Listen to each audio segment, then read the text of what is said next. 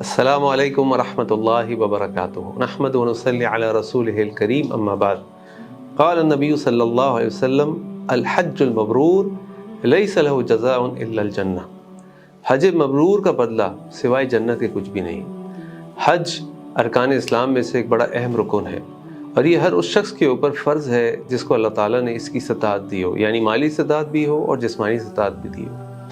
یہ حج ایک ایسا فریضہ ہے جس کے لیے ہر مسلمان زندگی بھر تمنا کرتا ہے کہ وہ اللہ کے گھر کی زیارت کرے، مسجد نبوی کی زیارت کرے، حج کا رکن ادا کرے اور حج کا فریضہ ادا کرے۔ اور جو شخص بھی یہ کرتا ہے یہ اس کے لیے ایک بہت بڑی اپرچونٹی ہوتی ہے کہ وہ اپنے تمام گناہوں کو معاف کرا دے، کیونکہ عرفہ کا جو دن ہوتا ہے اس دن اللہ تعالیٰ جس تعداد میں اپنے بندوں کو جہنم سے آزاد کرتے ہیں اس سے زیادہ بڑی تعداد میں کسی اور دن آزاد نہیں کرتے۔ تو اس حج پر جانا، حج کی سعادت حاصل کرنا، حج کے مناسک ادا کرنا، اللہ سے عرفہ کے مقام پر دعائیں کرنا، یہ سب ایک بہت بڑا عمل ہے، لیکن ظاہر سی بات ہے ہر شخص یہ نہیں کر پاتا۔ کچھ لوگوں کے پاس جسمانی استطاعت نہیں ہوتی، کوئی معذور ہو جاتا ہے، کوئی بیمار ہو جاتا ہے، اور کچھ لوگوں کے پاس، بلکہ کئی لوگوں کے پاس مالی استطاعت نہیں ہوتی۔ تو جو لوگ حج پر نہیں جا پاتے وہ بڑی حسرت سے اس بات کا اظہار کرتے ہیں کہ کاش ہمارے پاس پیسے ہوتے تو ہم چلے جاتے، کاش ہمارے پاس صحت ہوتی تو ہم چلے جاتے۔ تو اللہ رب العزت جو احکم الحاکمین ہیں، جو الحکیم ہیں، اپنے بندوں سے بہت محبت کرنے والے ہیں، انہوں نے ہم تمام مسلمانوں کے لیے جو حج پر نہ بھی جا سکیں ان کے لیے بھی اللہ تعالیٰ نے ایسے اعمال رکھے ہیں کہ وہ اپنے گھر کے اندر بیٹھ کر بھی وہ اجر و ثواب حاصل کر سکتے ہیں جو ایک انسان، ایک حاجی اپنا مال اور اپنا وقت اور اپنے جسم کی طاقت کو استعمال کر کے حاصل کرتا ہے۔ تو میں آپ کے سامنے 7 ایسے اعمال رکھوں گا کہ اگر وہ عمل ہم کریں تو ان میں سے ہر عمل کا بدلہ حج یا عمرہ کرنے کے برابر کا عمل ہے۔ اللہ تعالیٰ سے دعا ہے کہ اللہ تعالیٰ ہمیں اپنے گھر کی زیارت بھی نصیب فرمائے، اللہ تعالیٰ ہمیں حج کی سعادت بھی عطا فرمائے، لیکن ساتھ ساتھ چاہے ہم نے حج کیا ہو یا نہ کیا ہو، اللہ تعالیٰ ہمیں وہ اعمال کرنے کی توفیق عطا فرمائے جن کا اجر و ثواب حج کے برابر ہے۔ تو ان میں سے جو سب سے پہلا عمل ہے وہ یہ ہے جو اللہ کے نبی صلی اللہ علیہ وسلم نے اپنے حدیث مبارکہ میں بیان فرمایا ہے کہ جس شخص نے فجر کی نماز مسجد میں پڑھی اور اس کے بعد وہ مسجد میں بیٹھ کے اللہ تعالیٰ کا ذکر کرتا ہے یہاں تک کہ سورج طلوع ہو جاتا ہے، اور پھر سورج طلوع ہونے کے بعد وہ اشراق کی 2 رکعت پڑھتا ہے، تو اللہ کے نبی صلی اللہ علیہ وسلم فرمایا کہ اس کو ایک مکمل حج اور عمرہ کرنے کا ثواب ملتا ہے۔ اللہ اکبر، کتنی بڑے اجر کی بات ہے! یعنی یہ تو حج ہم روز کر سکتے ہیں، تو کس لیے انتظار کرتے ہیں؟ اور یہ حکم خواتین کے لیے بھی علماء نے کہا کہ جب خواتین اپنے گھروں میں فجر کی نماز پڑھتی ہیں تو اپنے مصلی پر بیٹھے رہیں، اللہ تعالیٰ کا ذکر کریں، قرآن کریم پڑھیں، دعائیں کریں، یہاں تک کہ سورج طلوع ہو جائے، پھر اشراق کی 2 رکعت پڑھ کر اپنے مصلی سے اٹھیں، تو اللہ تعالیٰ نے ان کے لیے بھی ایک مکمل حج عمرے کا ثواب رکھا ہے۔ دوسرا عمل جس کے ذریعے ہمیں حج کا ثواب مل سکتا ہے وہ یہ کہ اللہ کے نبی صلی اللہ علیہ وسلم فرمایا جس کو سنن ابی داؤد میں روایت کیا گیا کہ من مشى الى صلاۃ مکتوبۃ فی المسجد فہی کحجۃ، یعنی جو شخص بھی اپنے گھر سے فرض نماز کو جماعت سے پڑھنے کے لیے نکلتا ہے گویا کہ اس نے حج کیا ہو۔ تو یہ تو اجر و ثواب حج کا ہم روز کما سکتے ہیں، تو ہمیں اپنی ہر فرض نماز مسجد میں ادا کرنی چاہیے تاکہ ہمیں ہر فرض نماز کی جماعت کے بدلے ایک حج کا ثواب ملے۔ اللہ اکبر! اللہ کتنے رحیم و کریم ہے کہ اپنے بندوں کو کس طریقے سے اجر و ثواب سے نوازتے ہیں۔ تیسرا عمل جس کے ذریعے سے ہم حج کا ثواب کما سکتے ہیں وہ یہ کہ اللہ کے نبی صلی اللہ علیہ وسلم نے فرمایا کہ جو شخص بھی مسجد کی طرف اس لیے نکلتا ہے صرف و صرف کہ وہاں سے وہ کوئی علم سیکھے یا علم کو سکھائے تو اس کے لیے ایک مکمل حج کے برابر اجر ہے۔ اللہ اکبر! یعنی اس سے ہمیں پتہ چلتا ہے کہ اللہ کے گھروں میں آنے کی کتنی فضیلت ہے، اور پھر اللہ کے دین کے لیے علم سیکھنے اور سکھلانے کی کیا فضیلت ہے۔ اسی لیے تو اللہ کے نبی صلی اللہ علیہ وسلم فرمایا خیرکم من تعلم القرآن وعلمہ، تم میں سے بہترین لوگ وہ ہیں جو قرآن سیکھتے اور سکھلاتے ہیں، اور قرآن اللہ کے دین کا علم ہے۔ اس دین کے علم کو ہمیں سیکھنا چاہیے۔ اپنے گھر سے جو شخص بھی مسجد صرف اس لیے نکلتا ہے کہ وہ اللہ کا دین سیکھے یا سکھائے، اس کے لیے ایک مکمل حج کا اجر ہے۔ اللہ اکبر! اللہ ہمیں اپنے دین کا علم سیکھنے کی توفیق عطا فرمائے۔ چوتھا عمل جس کا اجر حج کے برابر ہے وہ اللہ کے نبی صلی اللہ علیہ وسلم نے اس حدیث میں بیان فرمایا کہ جو شخص بھی رمضان میں عمرہ کرتا ہے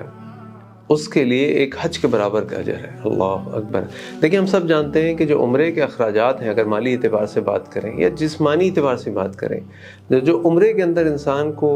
مشقت کرنی پڑتی ہے اور جو مال خرچ کرنا پڑتا ہے وہ حج کے اخراجات کے مقابلے میں کئی گنا کم ہوتا ہے۔ تو اللہ تعالیٰ اگر ہمیں موقع دے کہ ہم رمضان مبارک میں عمرہ کر سکیں تو ضرور کیجئے، کیونکہ یہ بھی حج کرنے کے برابر ہے الحمدللہ۔ پانچواں عمل وہ بڑا انٹرسٹنگ ہے کہ جس کے ذریعے سے ہمیں حج کے برابر کا ثواب مل سکتا ہے، وہ یہ کہ اللہ کے نبی صلی اللہ علیہ وسلم کے پاس کچھ فقراء صحابہ آئے اور آ کے کہنے لگے کہ اللہ کے نبی صلی اللہ علیہ وسلم جو مالدار صحابہ ہیں وہ تو ہم سے بازی لے گئے، ان کے پاس مال ہے، وہ اپنا مال خرچ کرتے ہیں، ان کے پاس مال ہے، وہ حج عمرہ کرتے ہیں، وہ تو بہت کچھ نیکیاں کماتے ہیں، ہمارے پاس تو مال نہیں ہے، ہم کیا کریں؟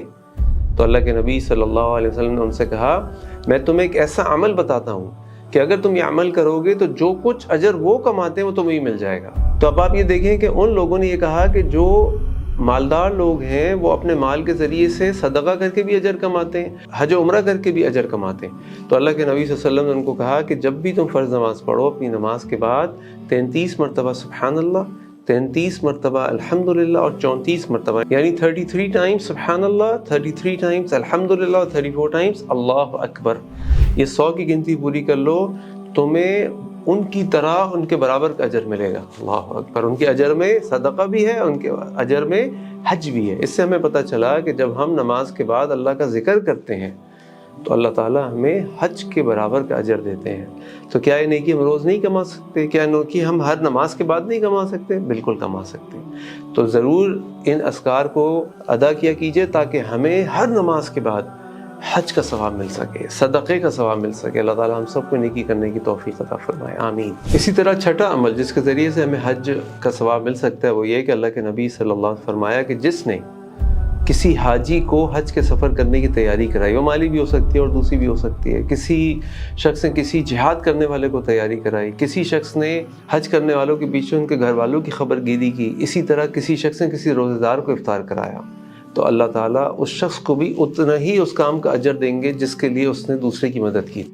یعنی اگر آپ کسی حاجی کی مدد کر دیتے ہیں، اس کے حج کی تیاری کرا لیتے ہیں تو آپ کے لیے بھی حج کا ثواب ہے۔ اور ساتھ ساتھ اللہ کے نبی صلی اللہ علیہ وسلم فرمایا کہ اللہ کی رحمت اتنی وسیع ہے، یہ الفاظ میں کہہ رہا ہوں کہ آپ نے فرمایا کہ اس حاجی، اس روزے دار اور اس جہاد کرنے والے کے اجر میں سے کوئی کمی نہیں کی جائے گی، اور ان کے ساتھ تعاون و مدد کرنے والوں کو بھی وہی اجر دیا جائے گا۔ اللہ اکبر، تو یہ موقع بھی ہمیں اکثر ملتے ہیں، تو اس کا بھی فائدہ اٹھانا چاہیے۔ اور ساتواں اور بڑا اہم عمل جو حج کے اجر کے علاوہ بھی بہت بڑی فضیلت کا باعث ہے اور بڑا اہم ہے،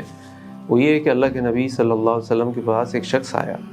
اور آگے اس نے کہا کہ اللہ کے نبی صلی اللہ علیہ وسلم، میں جہاد کا ارادہ رکھتا ہوں لیکن میرے پاس اس کی استطاعت نہیں ہے، میں اس کی طاقت نہیں رکھتا۔ اللہ کے نبی صلی اللہ علیہ وسلم نے پوچھا کہ تمہارے والدین زندہ ہیں؟ اس نے کہا جی۔ اللہ کے نبی صلی اللہ علیہ وسلم فرمایا اپنے والدین کی خدمت کرو، ان کو خوش کرو، اگر تم ان کی خدمت کرو گے، خوش کرو گے تو تم حاجی بھی کہلاؤ گے، معتمر یعنی عمرہ کرنے والا بھی کہلاؤ گے، اور تم مجاہد بھی کہلاؤ گے۔ اللہ اکبر، یعنی والدین کی خدمت کر کے ایک انسان حج و عمرے کے برابر کا اجر حاصل کر سکتا ہے۔ اللہ اکبر، تو مجھے بتائیے جن کے پاس اپنے والدین کی دولت موجود ہے، وہ حیات ہیں، ان کے لیے تو روز موقع ہے کہ وہ اپنے والدین کی خدمت کریں اور روز حج کا ثواب کمائیں، روز حج کا ثواب کمائیں۔ تو اللہ کی رحمت بڑی وسیع ہے۔ اگر کسی شخص کو اللہ تعالیٰ نے ان حالات میں رکھا ہے کہ وہ حج بیت اللہ کا سفر نہیں کر سکتا تو کوئی مسئلہ نہیں ہے، احساس کمتری کا شکار نہ ہو، اللہ سے کوئی شکوہ نہ کریں، نا امید نہ ہو۔ اللہ تعالیٰ نے اس اجر و ثواب کے لیے بہت سارے راستے ہمارے لیے کھولے۔ تو یہ 7 اعمال جو میں نے آپ کو بتائے ہیں، اس کا اہتمام کیجئے، اس کی کوشش کیجئے اور روز ایک مکمل حج عمرے کا کئی دفعہ ثواب حاصل کیجئے۔ اللہ تعالیٰ سے دعا ہے کہ اللہ تعالیٰ ان لوگوں کو بھی حج مبرور کی سعادت نصیب فرمائے جو حج بیت اللہ کا سفر کر رہے ہیں، اور ان تمام لوگوں کو بھی جو حج بیت اللہ کا سفر نہیں کر پا رہے کسی بھی وجہ سے، اللہ تعالیٰ ہم سب کو توفیق دیں کہ ہم اپنے گھر میں اپنے مقام پر بیٹھے ہوئے بار بار مکمل حج عمرے کے ثواب کو حاصل کریں اور اللہ کی رضا کو حاصل کریں۔ اللہ سے دعا ہے کہ اللہ تعالیٰ ہم سب کی نیکی کو قبول فرمائے۔ السلام علیکم ورحمۃ اللہ وبرکاتہ۔